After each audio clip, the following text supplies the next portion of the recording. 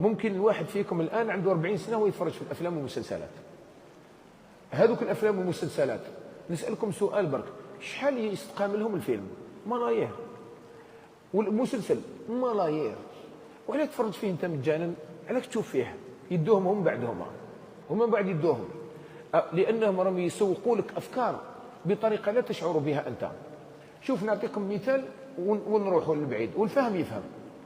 تعرفوا أنه في الخمسينيات أظن أو قبلها وبعدها بشوية كان التدخين كان ممنوع الإعلان للتدخين.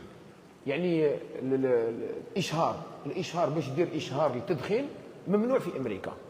شو المخدرات، يعني مخدرات. شفت دركا وكان زعما واحد يروح يجيب يدير إشهار، لوحة إشهارية للمخدرات، يدور السجن، ممنوع.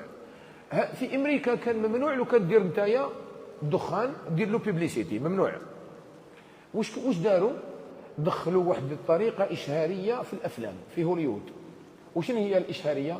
أنه هذاك البطل كي يدير حاجة تاع بطولة، يقتل إنسان ولا يكمل سرقة ولا يدير حاجة تاع بطولة، يشعل كارو. منا بدا الإشهار للدخان. ولاو الناس عندنا احنا كي تشوف واحد تشعل كارو يدير هكذا، شو اللي يحس روحه بطل. مين جبناها احنا البطولة هذه؟ البطولة الوهمية مين جبناها؟ شعلت كارو وليت بطل، شعلت كارو تنسف هكذا، يحس باللي حاجة كبيرة. شغل هي لقطة تاع تكبر يديرها الإنسان من دون أن يشعر. 30-40 سنة ويتفرج فيها، لأنه هذاك الإشهار للدخان ندار بهذيك الطريقة. ولينا ربطنا ارتباط شرطي أن الإنسان بطولة مربوطة بالدخان، بلي الإنسان باش يولي راجل لازم يدخن.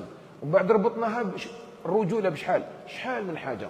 الحقرة كي يجي الضرب يسب ربي باش يثبت بأنه واعر، يسب ربي هو ضعيف، لازم يسب الله. كي يسب ربي معناتها باش يخوف الخصم.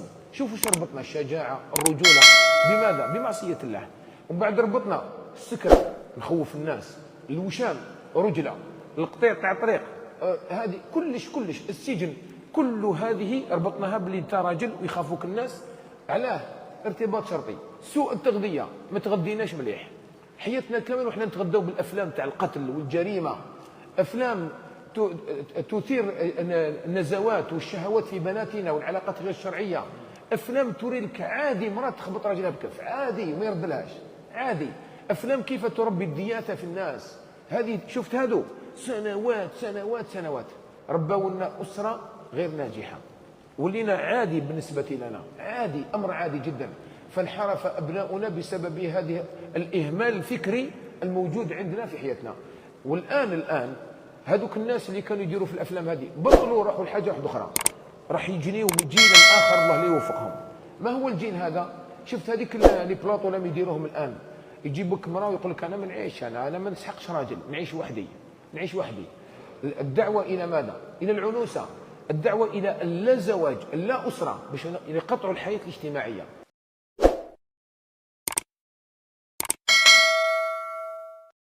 احنا على الاقل ولينا مازالت فينا هذيك يا اخت هارون ما كان ابوك امرأ سوء. ما تقدرش انت دوك في حومتك تروح دير حاجه مش مليحه. كاين ناس سوافج كبار ما يسرقوش في حومتهم، ما يمشيش مع بنت في حومته، ما يديرش حاجه مش مليحه في حومته، كاين اللي ما يسكرش في حومته.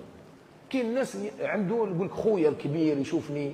كاين ناس كبار بولادهم ما يتكيفش قدام باباه دركا، ما يتكيفش قدام باباه. سما كاين امور تاع العائله خلاتنا مازال فينا شويه امور ملاح، على الاقل امور ملاح. كاين ناس والله يا اخواني الكرام نقدر نقول لك باللي جل الناس اليوم في بلدنا راهو يصوم بصيانه الاسره. كما قال احد علماء الاجتماع، قال لك كاين واحد العبادات تبناتها الاسره، لذلك رانا محافظين عليها. الصوم مثلا، الصوم عندنا حنايا تقدر تشوف عائلات واحد ما يصليش عادي، لو كان واحد فيهم من افراد العائله ما يصومش رمضان واش يديروا له؟ والله غير ينحيوه من الدنيا هذا، ينحيوه كاع من الدفتر العائلي. وشنو هو ما يصليش؟ تلقى الاب هذاك ما يصليش، لو كان وليده يفيق به ما يمشي يصوم واش يدير له؟ وشكون اولى صلاه ولا صيام؟ شفت كي نتبناو الصلاه وكان جينا نتبناوها بهذه الطريقه يولي واحد ما يقدر يبطل صلاه. كاين حاجه اسمها التبني، الحجاب واحد الوقت كان متبنيين والاسره متبنياته، بل الحجاب حاجه كبيره. ومن بعد لما ولا حريه فرديه، حريه شخصيه، صار مثل ما ترون. لو كان الصوم في بلاد مجاورة، في بعض البلدان المجاورة الصوم حرية شخصية، ماشي تبني تاع الأسرة، ما تبناتوش الأسرة، وإنما حرية شخصية. ولو اللي يحب يصوم يصوم، يحب يصومش ما يصومش. وهكذا بقية الأخلاق، وهكذا التفكك الأسري يكون عنده دور كبير في الانحراف، وهو عدم تبني الأخلاق. شفت حنا الآن صلة الرحم، الصيام، بزاف أمور ملاح نتبنوهم في العائلة تاعنا. شفت هذيك الأب اللي يقول لك حنا ما عندناش في دارنا اللي يدير هذا الشيء هذا، حنا ما عندناش مرأة دير هكذا، ما عندناش بنت تدخل مور المغرب. اش هذه كلمة ما عندناش؟ هو عبارة عن كلمة تبني الأسرة للفضائل. ومن هنا يولي الإنسان يشعر بوجوب التتبع، يقول لك أنا نقعد مع الأسرة، راني عايش في الأسرة، ما نقدرش أنا طفلة ما نقدرش ندخل مور المغرب، دارنا ما يحبوش هذا الشيء هذا، رغم أنها تلقاها بالك متبرجة، بصح كاين تبني تاع الأسرة قاعد يحافظ لنا على الفكر الناضج.